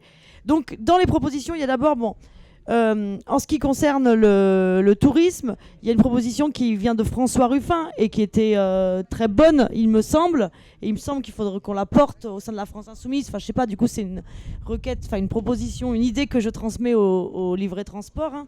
C'est le fait qu'il y ait un quota carbone pour les vols, pour l'avion, par personne. Et qu'en fait, chaque personne a un quota. Et en fait, après, alors au-delà de ça, je sais pas, vous avez peut-être plus d'infos sur cette proposition, mais au-delà de ça, le vol là, soit devient plus cher, soit est interdit. En tout cas, je pense qu'il y a une piste à creuser là-dessus. Il y a une autre proposition, que c'est pas directement lié au transport pour le tourisme, mais on en a parlé parce que ça a été évoqué dans la Convention citoyenne, c'est pour limiter les vols intérieurs. Donc, on peut soit interdire les vols intérieurs, soit dire que quand il y a une alternative à moins de 2h30, à moins de 4h30, pardon, parce que c'était ça. Non, justement, là, ce qui émane de la Convention citoyenne, alors, c'est la conférence citoyenne, c'est 2h30. Et en fait, les associations, la plupart, proposent que ce soit plutôt 4h30. Donc, c'est-à-dire que si... c'était même temps de vol, plus longtemps ? Voilà, en fait, il y a différents scénarios. Il y a temps de vol, plus 2h30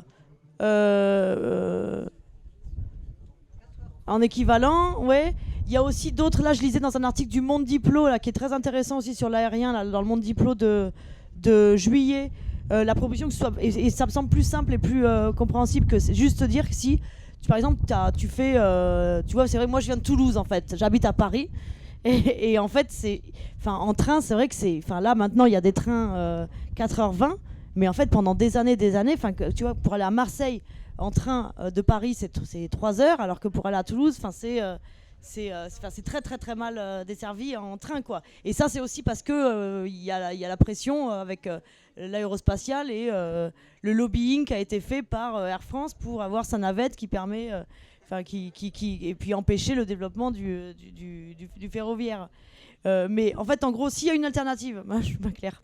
S'il y a le train, s'il y a une alternative en moins de 4h30, eh ben on interdit le vol intérieur. On supprime la ligne intérieure. Et par rapport à la proposition de 2h30, justement, en fait, quand on se rend compte, quand on prend 2h30 et qu'on prend 4h30, eh ben il y a une grosse différence en termes des vols intérieurs qu'il y a en France. En train ? Ah non, c'est ça, si en train tu mets moins de 4h30, eh ben on supprime le vol intérieur, on impose le train parce qu'il y a le temps d'aller à l'aéroport, de toute façon, le temps de passer les portiques, en fait au final, et 2h30 c'est quand même vraiment...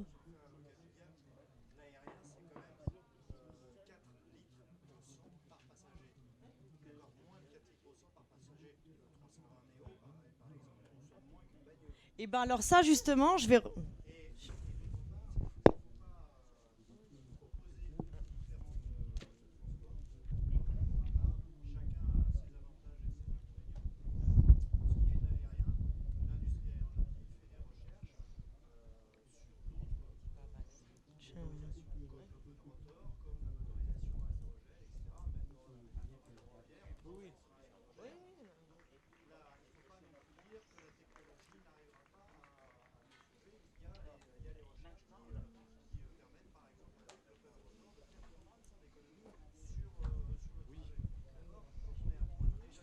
Non, c'est pas... Ouais, vas-y. Attends, oui, si, c'est bon. Donc en fait ça, justement, dans l'article du Monde Diplo dont je vous parlais, que j'ai relu cet après-midi, il y a justement dans les arguments, c'est souvent, il y a l'argument qui est donné sur le fait de dire que ça consomme pas tant que ça un avion, c'est de dire que ça consomme que 3 litres au 100 par personne transportée. Mais en fait, ça dépend de la manière de compter. Pour un passager en classe affaires, c'est 100 litres par heure. Parce que si on compte au 100 km ou si on compte par heure, parce qu'un avion, évidemment, ne va pas à la même vitesse qu'un train. Et donc, si on prend une autre façon de compter, c'est 100 litres par heure et des émissions de gaz carbonique sans commune mesure avec le train. Et ça, c'est encore une fois sans compter la condensation, c'est-à-dire qui a en dehors des avions.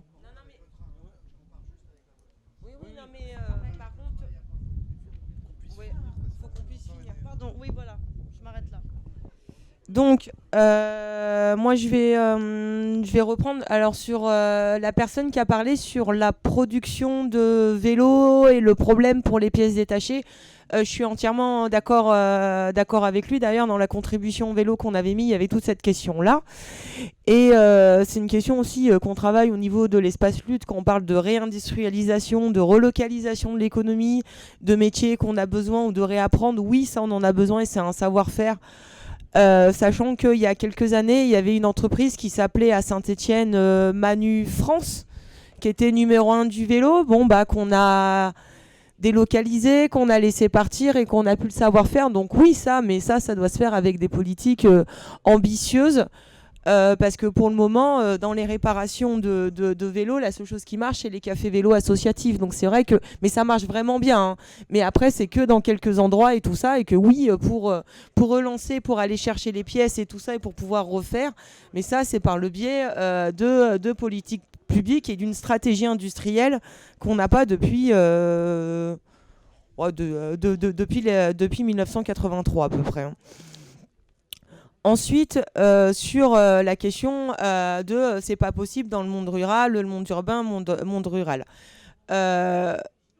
honnêtement, après, oui, c'est pas la même façon de forcément de vivre et tout ça, mais dire c'est pas possible, non. Alors c'est sûr que quand on habite dans une ville où il y a une pente comme ça, par exemple, moi je peux citer en urbain, par exemple Marseille, des fois c'est compliqué. Après il y a la question aussi, comme je parlais, du vélo électrique, et que comme disait la personne, le gros frein au vélo, c'est la question de sécurité, c'est la question d'aménagement du territoire, et c'est la question il n'y a pas de piste cyclable. Mais ça se passe en ville comme à la campagne. Et la question aussi parce qu'il faut lutter contre l'usage de la voiture individuelle, parce que ça pollue. Juste l'endroit le plus pollué en France, c'est pas dans l'urbain, c'est dans le rural. Ça s'appelle la vallée de l'Arve, dans la vallée de la Maurienne, parce qu'il n'y a que des camions. Et que les gamins, ils ont pratiquement tous des problèmes d'allergie et tout ça. Et on est... Et cheminée, ouais. Cheminée aussi. Ouais.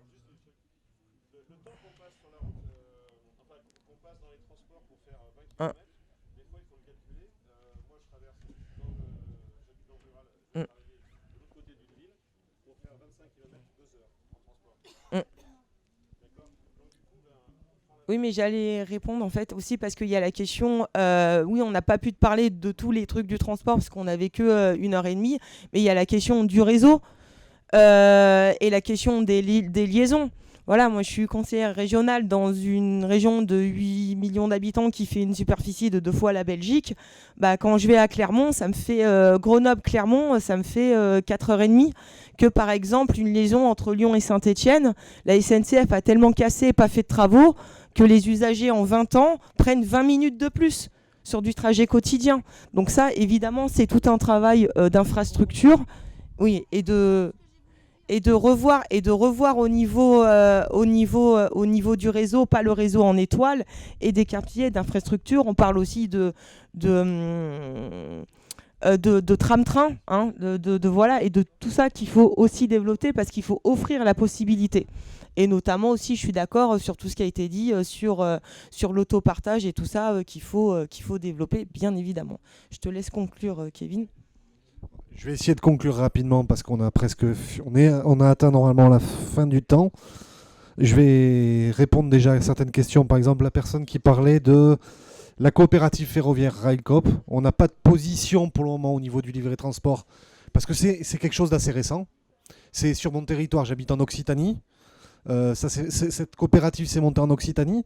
Et moi, l'image que j'en ai, parce que j'ai un peu creusé dessus, c'est leur postulat, il part du principe qu'ils vont remplacer un manque au niveau de la SNCF, donc un manque de volonté de l'État derrière, ça, il ne faut pas l'oublier, en ne cherchant aucune subvention publique. Donc derrière, quel public sera touché par cette ligne-là? Parce que le prix pour faire rouler du ferroviaire, sans subvention, et si on veut être rentable quand on est une coopérative, donc à minima être à l'équilibre, parce que la vraie rentabilité, c'est avoir du service et être à l'équilibre.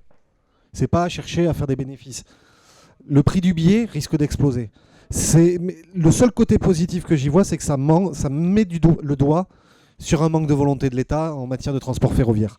Ensuite, je vais répondre vite fait pour les WC dans les gares. Oui, c'est le principe qui a été prôné par la création, il y a quelques années, de Gare et Connexion, qui est une des multiples filiales maintenant de la SNCF, vu qu'il y a SNCF Société Anonyme à la tête et ensuite Voyageurs, Gare et Connexion, Réseau, qui sont des filiales, de changer les gares en grandes zones commerciales. Je prends par exemple ma ville Toulouse, avec le projet Teso, qui est devenu maintenant le projet Grand Matabio, etc. La gare historique, l'objectif, c'est que ça devienne une galerie commerciale. Une simple galerie commerciale dans la gare historique. Le projet de la gare du Nord, j'ai été interpellé, il faudra que je le recontacte, par un responsable d'une association locale là-bas, qui se bat contre ce projet où on a, en gros, l'État via la SNCF revend à Auchan la gare du Nord, tout ça pour la développer dans le cadre des Jeux Olympiques, mais surtout en faire une galerie commerciale géante et plus un lieu de passage de voyageurs. Voilà. Ensuite, les trains d'équilibre du territoire, la régionalisation bien sûr. Dans l'objectif qu'on a nous, le livret transport, il y a des choses qui, par la loi NOTRe, retombent aux régions. À la base, c'est l'exploitation des lignes ferroviaires au niveau régional. Ça n'est absolument pas le réseau. Sauf que l'État veut se désengager et que les régions reprennent le réseau aussi. Il ne faut pas oublier qu'en 1938, 1er janvier 1938, création de la SNCF, simplement, l'objectif, il y avait plusieurs compagnies, plusieurs réseaux sur le territoire français, unifier le réseau. Si on part dans ça, on crée 13 réseaux indépendants au niveau du territoire, donc plus aucune cohérence. Et c'est ça l'objectif aussi de renationaliser, c'est revenir aussi à ces trains d'équilibre du territoire d'État. Parce que c'est l'État qui est garant de l'équilibre des territoires au niveau national. Ce ne sont pas des régions qui, de fait, peuvent se retrouver en concurrence. Voilà. Donc nous défendons un retour d'un pouvoir, d'un État stratège en matière de transport ferroviaire. Ce qui est normal, parce que le ferroviaire ne peut pas se voir à l'échelle d'un tout petit territoire. C'est à l'échelle nationale, et voire à l'échelle européenne, mais par de la coopération, pas un réseau unique avec de la compétition. Non, non. C'est de la coopération entre les opérateurs historiques. Oui, SNCF, le remboursement, oui. La SNCF avant vendait directement ses billets, maintenant c'est une filiale. Oui, SNCF, on peut très bien acheter aussi un billet d'avion. On peut acheter un autopartage. On peut louer une voiture, on peut payer un hôtel. Oui, SNCF, filiale de la SNCF, est une agence de voyage et de ce fait rentre dans le cadre des agences de voyage au niveau du dédommagement, par exemple, si le train est totalement annulé. Ça n'est pas l'usager ne peut pas se retourner contre la SNCF, mais doit faire une réclamation auprès de Oui SNCF, la filiale. Ce qui est une aberration, parce que ça pourrait remettre en cause, par exemple, quand on a un retard, à l'heure actuelle, il y a la garantie G30. Je suis contrôleur SNCF de métier, sur Intercité. Il y a la garantie G30 qui, à partir du moment où 30 minutes de retard, il y a une indemnisation. Ce principe d'acheter le billet ailleurs, maintenant que directement la SNCF, alors qu'on pense l'acheter à la SNCF, on le voit tous les jours. Hein. Des gens qui nous disent « Oui, mais je fais quoi de mon billet ?» Ben, vous voyez avec Oui SNCF. Nous n'avons aucun pouvoir là-dessus. Voilà, donc d'arriver à un pôle public des transports et revenir à une SNCF unifiée peut permettre de lutter contre ça, parce qu'on arrive à une société, une entreprise unique, une entreprise publique au service des citoyens.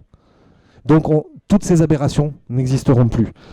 Ensuite, il y avait les investissements. Je reviens sur les investissements. Les investissements, forcément, c'est l'État.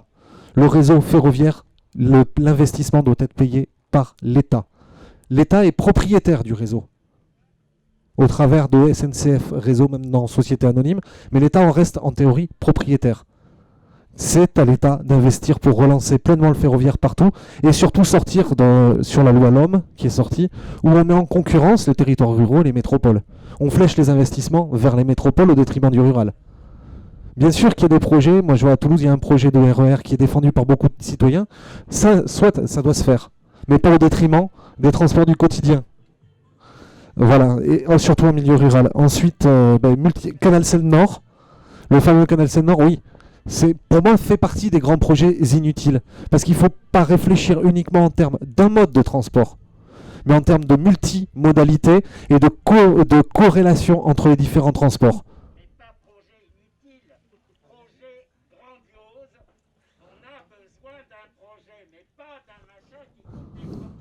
On a besoin de... Je veux terminer.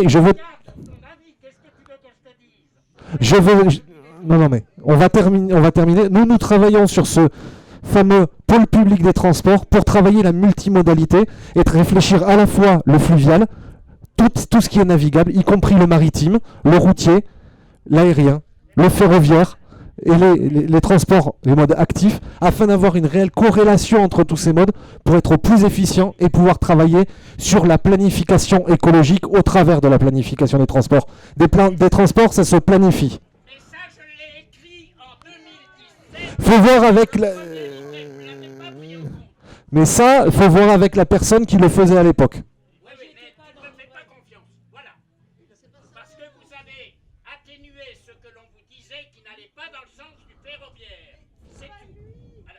C'est pas moi, je faisais partie de l'équipe qui travaillait sur le ferroviaire uniquement. Mais il n'y a pas de souci, il n'y a pas de souci. Dans le cadre de ce grand projet de planification des transports au travers d'un pôle public de transport et de mobilité, bien sûr que le fluvial et les voies navigables françaises ont leur utilité et doivent être, au même titre que le ferroviaire, au cœur des transports. Ensuite, voilà, je vais terminer là-dessus parce qu'on a dépassé le temps et l'utilité de ce pôle public, c'est à la fois de pouvoir travailler sur les différents modes. Hélas, on n'a pas pu parler du fluvial ni des voies navigables parce que nous ne sommes hélas pas spécialistes. On est en train de travailler sur ce pôle public. Il y a des cases à remplir sur les voies navigables, sur le maritime, sur les ports et docks, sur... Ça passerait jamais où ça? Au sein de la France Insoumise? Mais sauf que nous travaillons à une planification des transports. Tout dépend de la philosophie dont on veut y mettre.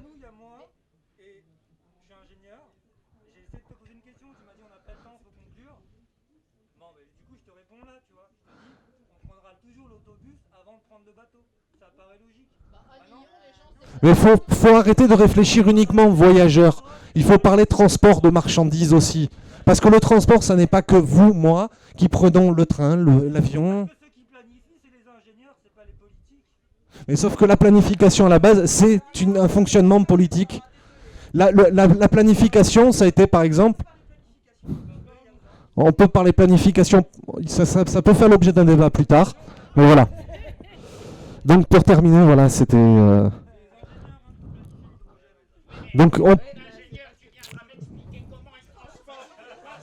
va arrêter le débat. En tout cas, il y avait un petit truc que je voulais rajouter sur l'aérien. On va arrêter les débats. Merci. On va arrêter les débats qui ne sont pas forcément très courtois. Moi, je voulais terminer en revenant sur l'aéronautique. L'aéronautique où Leïla en a parlé un peu. Il y a eu un groupe de travail qui s'est monté sur l'aéronautique, les spécificités de l'industrie aéronautique et de l'aérien en général, au travers du livret transport, au travers du livret défense espace, du livret énergie, des équipes de Leïla, des assistants de Leïla, Pierre Marion, des assistants de Mathilde, des assistants de Bastien et Manuel Bompard.